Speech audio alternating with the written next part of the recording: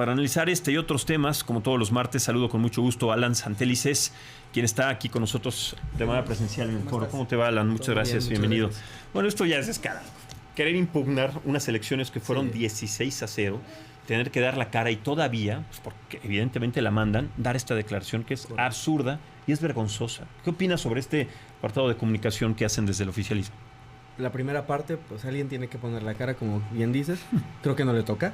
O sea, creo que la derrota no le corresponde a Ariadna Montiel. Literalmente ella llegó cuando el proceso se estaba acabando. Tendría que ser de Andy esa responsabilidad. De Andy, que era el secretario de la parte electoral, y de la antigua presidenta del partido, ¿no? Que son realmente los que se encargaron de la elección de los candidatos, de la movilización y demás. La impugnación, más allá de si es inverosímil o no, porque a ver, no nos seguimos de la realidad. Todos los partidos compran votos. Todos los partidos tienen mecanismos para hacerlo. Todos los partidos en las entidades donde gobiernan intentan mantener ese control. Lo puedes ver en la presidencia municipal del PAN, del PRI, del Movimiento Ciudadano, de Morena. Todos lo hacen. Creo que en Coahuila fue muy descarado, a tal punto que ya era con un QR que ya era casi hasta digital, ¿no? O sea, ya era casi... Se entiende que no tendría que quedar ningún rastro y al menos queda una huella digital que se podría investigar. Me parece que es un buen ejercicio que lo haga, pero también sería muy absurdo pensar que eso puede desembocar en que se anule la elección, porque si se va a anular esa elección se tendrían que haber anulado un montón con irregularidades, independientemente del resultado. Si ganas por 50, por 10, por 5 puntos, si hay irregularidades se tienen que investigar. Creo que es más un mensaje a su audiencia, un mensaje a su militancia de aquí estamos, no fue tan grave el golpe, a pesar de que sí lo es. O sea, ciertamente Morena no tenía nada en Coahuila, no gobernaba nada y se esperaba que compitieran un poquito mejor. Tal vez que no perdían 16-0. Correcto, o sea, que ganaran un par, ¿no?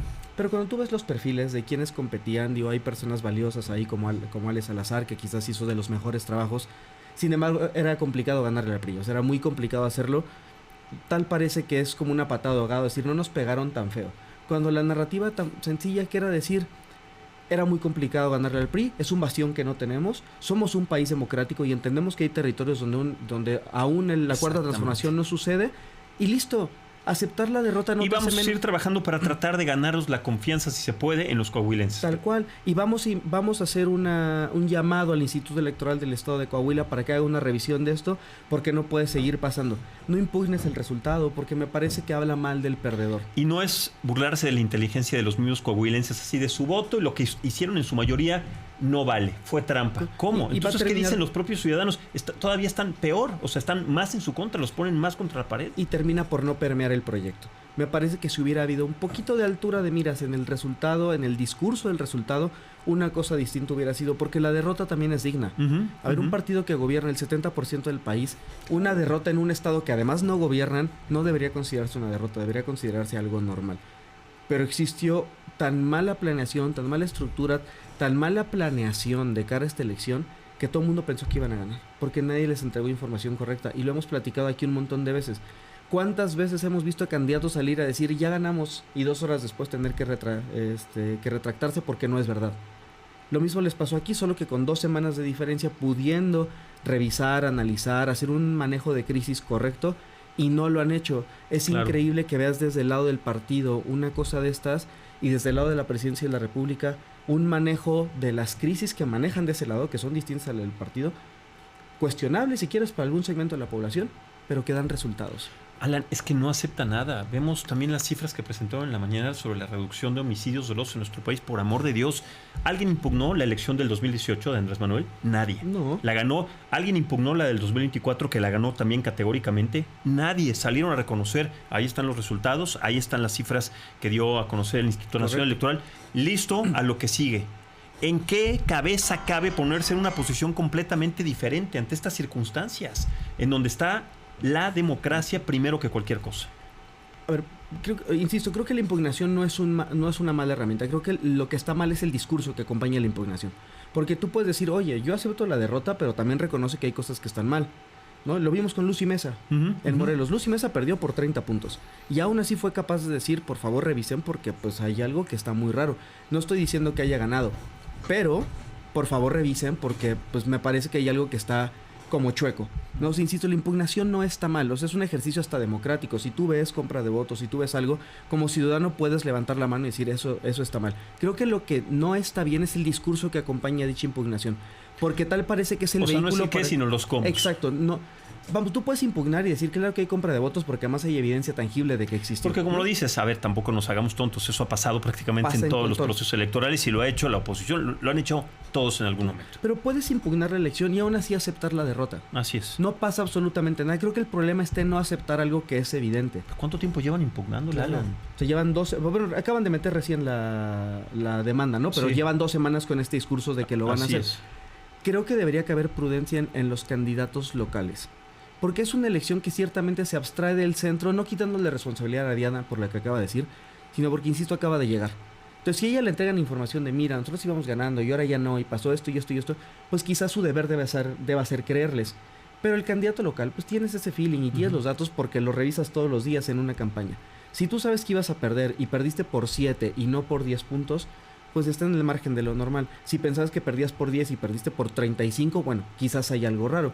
Pero mientras no existe esa prudencia, esa mesura en lo que están haciendo, seguirán dando estos como bandazos que parecen meterlos en una crisis que ellos mismos se inventan. Porque si tú ves las encuestas del resto del país, no están en crisis. Tú ves las encuestas incluido Sinaloa, incluido Michoacán, que en teoría deberían ser estados que podrían estar muy enojados con ellos por los resultados que hemos visto. En Sinaloa van 2-1.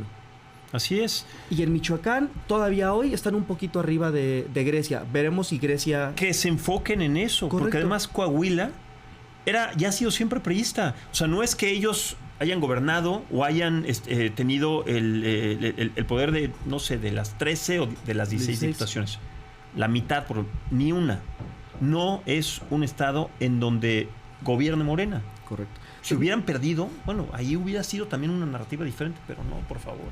Y además no puedes perder algo que no tenías. Exacto. Era muy fácil decir, el proyecto sigue sin causar el efecto que hemos logrado en 20 estados del país. Seguimos trabajando, entendemos que hay una estructura política muy amplia, nos enfrentamos a tal, y en sus propias palabras, en su narrativa. Pero reconoce la derrota, porque también te hace más grande. Hoy nos peleamos por la democracia y nos peleamos por este acceso a la información y el poder decir lo que pensamos y demás. Yo creo, no lo tengo medido, pero me da la impresión de que si ellos hubieran aceptado la derrota con dignidad, les hubiera ido mucho mejor en el post-debate. Pero al no hacerlo, terminas entrando otra vez en esta polémica de es que debemos ganar todo y merecemos ganar todo. Y somos un país democrático, algo vas a perder. Por supuesto. Lo que sea, algo vas a perder. Porque ese es el reflejo de una democracia sana. Correcto. Como ellos han establecido en su momento. A ver, hablando de no reconocer ciertos aspectos, déjame desviarme un poco. Sé que estamos a una semana de que esto sucedió, pero creo que todavía está vigente, Alan. Es la primera vez, hablando de cosas inéditas, es la primera vez en la historia de un evento tan importante como la Copa Mundial de Fútbol, en donde un primer ministro, un presidente, un líder de un país, no se presenta en una inauguración. En su lugar ahí guardado siempre se presentan. No ha habido un solo caso en el que no, bueno, ni siquiera Mussolini o Adolfo Hitler, cuando los mundiales se llevaron a cabo en sus países en 1938, etcétera, estaban ahí, con todo y lo que representaba esa figura funesta de estos personajes. Claudia Sheinbaum decide no ir, pero da otras explicaciones cuando todos sabíamos que iba a poner en tela de juicio su postura como presidente. Y dice todo lo contrario, que no, yo me fui, le cedí mi lugar a una chica, muy loable, por cierto, pero la chica que ganó el boleto no se sentó ahí, le dieron un lugar en otro lugar. O sea, ese lugar estuvo vacío. En las cámaras de televisión estaba ahí Gianni Infantino, estaba otro futbolista italiano, estaba Roberto Baggio, estaban los futbolistas y el lugar de Claudia Sheinbaum vacío. Correcto. ¿A qué se debe? Y luego invita también a Salma Hayek, que también está muy vinculada con ella, aunque lo siga negando. ¿Por qué no se presenta en un evento tan importante para tratar, sí, de desmentir lo que se dice en todos lados? A ver, ahí el pueblo habla. 80,000 voces. Puede que estén mitad y mitad y puede que se pueda reflejar la polarización. Y bueno, ahí pues ni uno ni otro. ¿Por qué no se enfrenta a ese ejercicio de libertad y democracia? Creo, permíteme plantearlo desde otro lugar para que podamos entrar en debate. Creo que no todos los conflictos que vemos en redes sociales y demás deberían pegarle a un gobernante. Y algo que yo le reconozco bien a la doctora Sheinbaum es que ella fue capaz de entender que su presencia no necesariamente beneficiaba a su proyecto. Su proyecto no es el Mundial de la FIFA, su proyecto es el gobierno de México. Tan no beneficiaba que decidió tampoco estar en el Zócalo, con lo que eso representa. Porque también, o sea, imagínate tú... Porque el Zócalo no iba a llevar acarreados, el Zócalo fue abierto para un montón de gente. Correcto. Sí. Pero imagínate tú la foto de la doctora saliendo, sea el balcón o bajando, lo que sea, y los maestros yéndose enfrente de ella.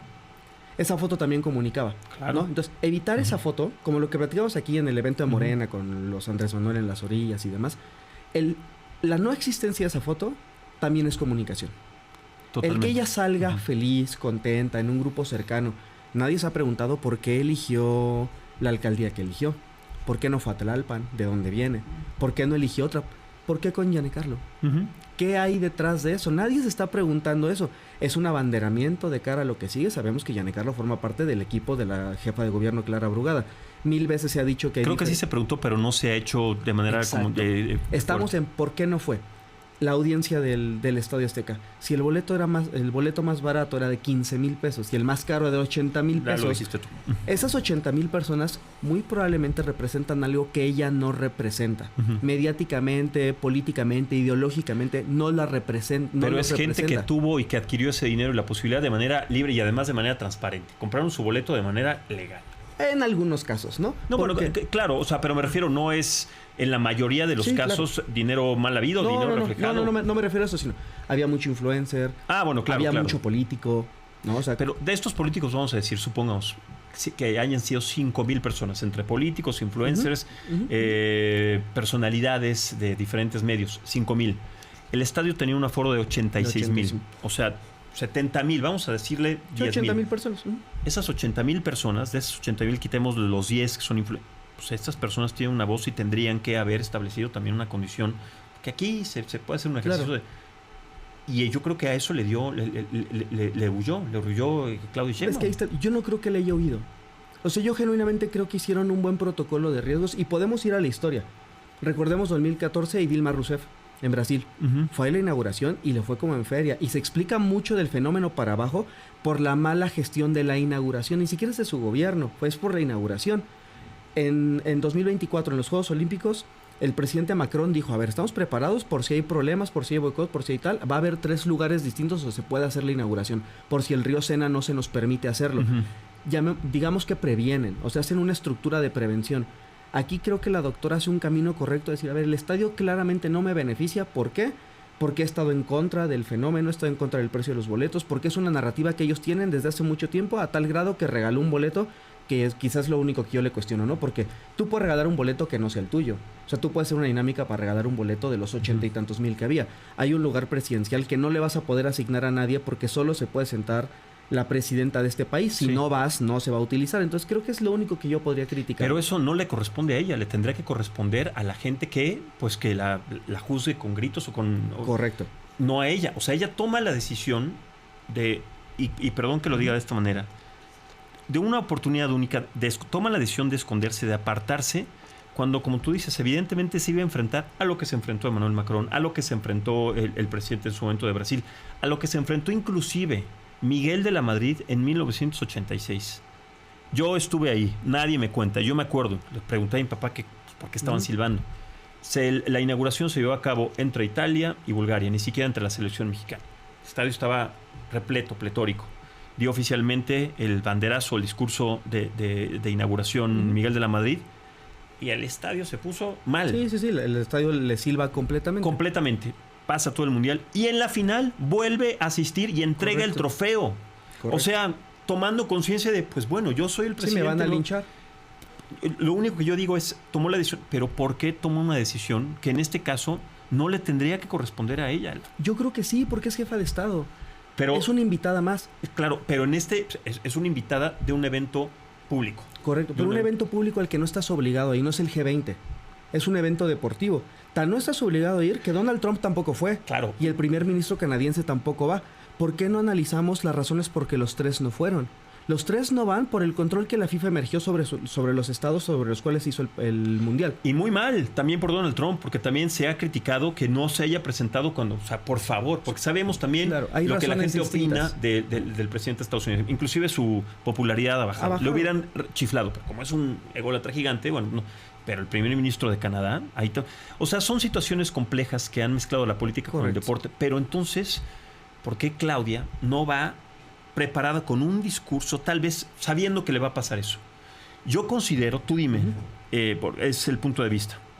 que se hubiera enfrentado a una rechifla. Yo creo que los medios de comunicación, la opinión pública hubiera dicho, pues la chiflaron, pero por lo menos lo que dijo, lo que escribió, lo que dio a conocer, mis respetos, se enfrentó, tuvo, ¿sabes? El empuje y el impulso, tuvo la categoría de presentarse sabiendo lo que iba a representar eso. Pero ni siquiera eso, Alan. Porque no compites contra ellos. Compites contra otros partidos políticos, compites contra otros actores políticos o gubernamentales. Al final es presidente de la República, pero no se nos puede olvidar que es política y que tiene una ideología y que tiene una manera de pensar y de sentir y de vivir las cosas. Si eso hubiera sucedido, le das un camino narrativo a la oposición, que es lo que estaban esperando. Lo mismo que pasar en el Zócalo y que se hiciera un caos con los maestros. Pero no le dieron un camino narrativo con el hecho de no presentarse. Porque no se presentó, entonces la gente dijo, no se presentó por esto, evidentemente. Porque no puedes juzgar lo que no sucedió. Y podemos hablar desde nuestra óptica de le dio miedo, no quiso, le dio flojera, está en contra, lo que sea. Y lo vas a dejar en el camino de la ideología de cada persona. Y oh, sorpresa, la enorme mayoría de este país apoya a la señora. Dicho por un montón de encuestadores, 2 de cada 3 la quiere a ella. ¿Y entonces? Si 2 de cada 3 la quiere a ella, ¿para qué te arriesgas a ir a un lugar donde probablemente está esa tercera parte que no te quiere? Por el mero costo de los boletos. Pues porque eso es, de alguna manera, no es un ejercicio de votación, de elección, pero es un ejercicio de democracia, de escuchar la opinión que la gente puede ejercer en un lugar público, en un lugar donde no hay acarreados. Lo entiendo, pero no lo comparto del todo porque al final es un evento deportivo. Y es un evento deportivo de un ente privado. O sea, si esto fuera público y fueran los Juegos Olímpicos de la ONU y tal, voy de acuerdo. De acuerdo. Entonces, ¿por qué tampoco se presentó en el Zócalo? ¿Por qué se presentó en esta alcaldía acomodada y cobijada por gente? O sea, también ahí, ok, no te presentes en el estadio. Preséntate en tu casa, en Palacio Nacional, en el Zócalo, frente a la gente que vaya. Porque ahí la gente no había pagado fue libremente un peso de boleto. O sea, no era este porcentaje de personas que pagaron 30,000, 50,000 o 100,000 pesos, gente de una clase social distinta. Al Zócalo, que estaba repleto también, correcto, fue la gente gratis, gente de todas las clases sociales. ¿Por qué tampoco fue ahí? Yo sinceramente creo que hay una excelente gestión del riesgo. No el riesgo contra ella. El riesgo de que suceda algo allá adentro con los maestros que estaban en la esquina esperando que la señora se asomara.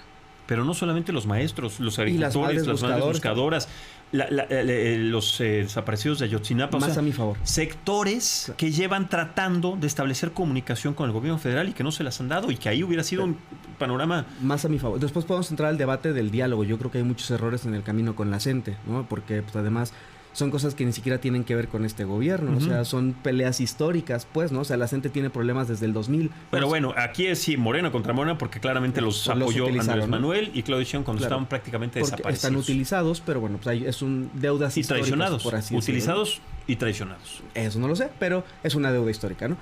La única cuestión es que si el Zócalo es un lugar tan caliente y tú eres la presidenta de todo México, ¿por qué te capsulas en un lugar que puede salir muy mal?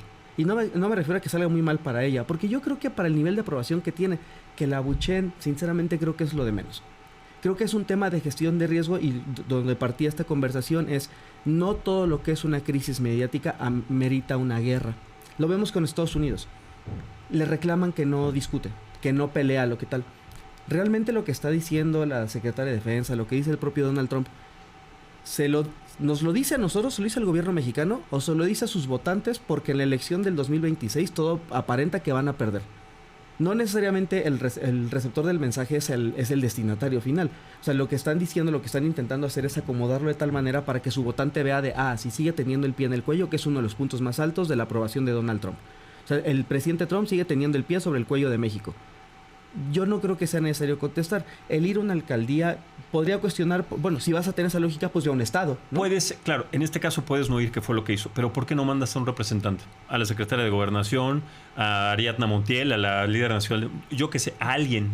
Porque hubiera pasado lo mismo que con la niña. En el asiento no se puede sentar. Tú no puedes llevar a ningún representante que no sea el primer ministro o la presidenta y sentarse en esa silla. Hubiera pasado exactamente lo mismo. En el Zócalo, a ver, quizás hubiera ido la jefa de gobierno. Quizás el debate está ahí.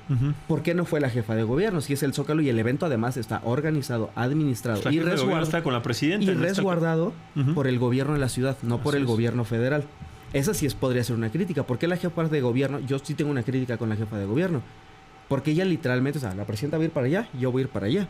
Si el evento principal es el Zócalo y tú lo estás administrando, organizando, y hemos visto las imágenes donde su propia gente está limitando el acceso, pues entonces si tú lo estás filtrando todo, tú deberías estar ahí. Tú tendrías que dar la cara. Eso sí lo entiendo. Con la presidenta la verdad es que pudo haber ido a Oaxaca, pudo haber ido a Chiapas. Una crítica saludable hubiera sido, ¿por qué no fuiste a un municipio? A ver ahí el inicio del Mundial.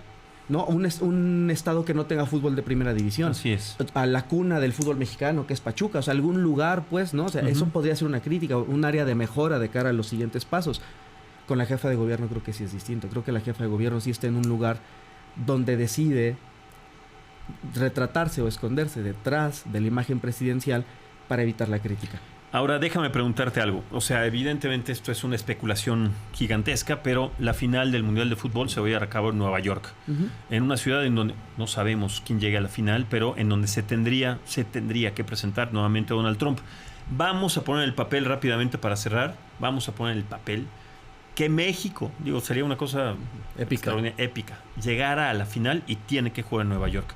La presidenta, tomando en cuenta que es otro país, se va a presentar, lo vería como una situación distinta, podría ser criticada. Estoy evidentemente especulando, pero ante este panorama, sí podría ir, sí le llamaría la atención sabiendo que ahí está en un lugar un poco más cómodo. Pues dividamos el poder y el deber. De poder puede ir, ¿no? Contrario a Rocha Moya ya sí tiene visa. No debería de ir. Si queremos mantener congruencia sobre lo que está haciendo, no debería ir, porque si va... Exacto. Haríamos en esta discusión de, bueno, entonces no va a un lugar y si va al otro, y podríamos entrar en este debate del miedo al abucheo, ahí sí. Pero si México, ojalá, llegase a la final y la señora no va, pues al menos podríamos hablar de congruencia, ¿no? De, no fue aquí. Y vamos a dejarlo, sabemos que es muy pronto, pero supongamos que sucede y no va, entraríamos en otro debate. O la postura que actualmente estás estableciendo perdería entonces fuerza y perdería peso si tampoco... Si en este caso sí se llega a presentar. O sea, sería yo creo que sí incongruente. Va, sí, porque sería totalmente incongruente, ¿no? Esperemos que México llegue y a partir de ahí decidimos o debatimos qué pasa. Totalmente, sí, ¿no? Estamos haciéndolo muy para adelante, pero ojalá tengamos ese debate. Exactamente, ojalá. Hermano. Querido Alan, como siempre, un placer, muchas gracias y buenas noches siempre, como siempre.